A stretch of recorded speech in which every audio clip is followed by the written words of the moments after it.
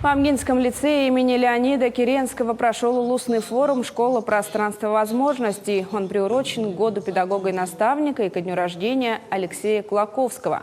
Учащиеся лицея представили свои научно-исследовательские проекты, рассказан опыт лаборатории детства по развитию талантов и одаренности детей. Проведены стратегические сессии для учителей и школьников. В ходе стратегической сессии участники обсудили вопросы развития образовательной среды в современных реалиях. В работе форума приняли участие более 100 педагогов и активистов детского движения.